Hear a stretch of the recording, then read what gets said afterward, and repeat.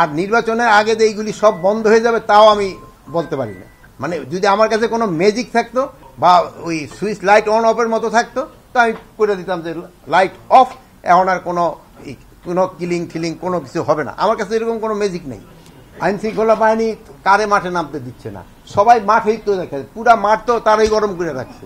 নির্বাচনের প্রস্তুতি, আমাদের নির্বাচনের প্রস্তুতি মাশাআল্লাহ খুবই ভালো। সব বাহিনীগুলি কিন্তু তাদের তার প্রশিক্ষণ চালিয়ে যাচ্ছে এবং আমরাও আমিও খোদা আমরা ডিসিশন শুধু আমরা বিভিন্ন বাহিনীর ওখানে যাব, তাদের প্রশিক্ষণগুলি কীরকম হচ্ছে ওইটার মানটা দেখার জন্য, এবং আমরা আশা করছি জানুয়ারির ভিতরে আমাদের প্রশিক্ষণ সমাপ্ত হবে। সুস্থ নির্বাচনের জন্য, শুধু সুস্থ না, তারপরে ক্রেডিবল একটা নির্বাচন, উৎসব মুখর একটা নির্বাচন, এটার জন্য যত ধরনের প্রস্তুতি দরকার সব কিছুই নিচ্ছে। বাট সব কিছুর প্রস্তুতির জন্যই কিন্তু একটা প্রশিক্ষণ দরকার পড়ে। প্রশিক্ষণটা হলো সব কিছু মেইন। আপনি এই ধরনের এমএ পাস করছেন, এটা কি প্রশিক্ষণের মাধ্যমে গেছে? আপনি তো সার্টিফিকেট দিয়ে দিব নাকি? একবার স্কুলে গেলে প্রশিক্ষণ দিয়ে পরীক্ষা দিবেন, পাস করলে সার্টিফিকেট পাবেন। এখন আপনি সবকিছু মিলে তো প্রশিক্ষণটাই তো মেইন।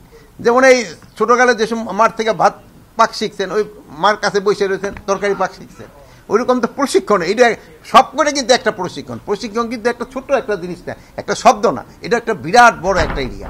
বডি ক্যামেরা তো কিনা হচ্ছে, বহু আগেই বলছি, বডি ক্যামেরা ইলেকশনের সময় থাকবে। ইলেকট্রিসিটির ক্ষেত্রে বলছি যে প্রতিটা কেন্দ্রে যেন ইলেকট্রিসিটির ব্যবস্থা থাকে। যদি কোনো কেন্দ্রে না থাকে, আপনারা জানেন যে এবার ভোটার কিন্তু 7:30 থেকে 4:30 পর্যন্ত, আগে হতো 8টা থেকে 4টা পর্যন্ত, আধা ঘন্টা বেড়ে গেছে। আর এই সময় তোদের সূর্যের আলো পরেও কিন্তু আমাদের ভোট গণনা তো করতে হবে। এই জন্য যেই এলাকায় ইলেকট্রিসিটি না থাকে ওই এলাকায় অল্টারনেটিভ কি লাইটিংয়ের ব্যবস্থা করা যায়। আর যেখানে ইলেকট্রিসিটি থাকে ওই ইলেকট্রিসিটি এনশিওর করতে হবে যেন ইলেকট্রিসিটি ওই সময় থাকে। আমি এটার উত্তর দেই, রংপুরে যে আমাদের এই কলিগ একজন হলো আছে পুলিশে আর একজন আছে র্যাবে, তাদের এই মা এবং ফাদারকে হত্যা করা হয়েছে। এই জন্য আমরা অলরেডি ইনস্ট্রাকশন দিয়েছি যেভাবে হোক তাদের যারা করছে তাদের আইনের আওতায় নিয়ে আসার জন্য। নির্বাচনের আগে না, নির্বাচন আগে এই ধরনের ঘটনা তো ঘটছে, আমি তো অস্বীকার করি না। আর নির্বাচনের আগে যে এইগুলি সব বন্ধ হয়ে যাবে তাও আমি বলতে পারি না।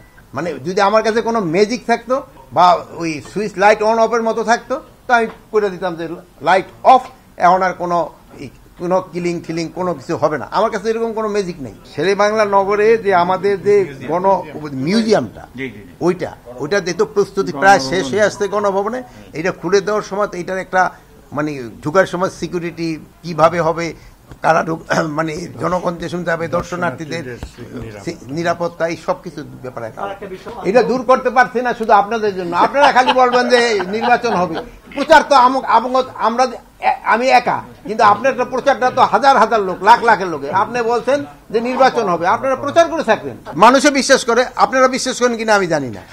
আইন শৃঙ্খলা বাহিনী কারে মাঠে নামতে দিচ্ছে না, সবাই মাঠেই তো দেখে, পুরা মাঠ তো তারাই গরম করে রাখছে।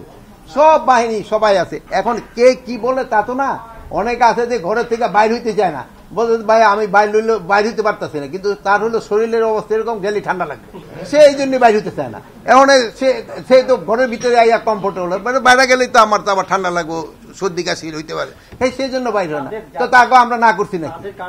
এখন তো শোনেন, তাকে কার্যালয় লই তো তাকে ঝামেলা, এটা তো আপনারা জানেন, আপনি তো আমার আরো বেশি জানেন ভাই।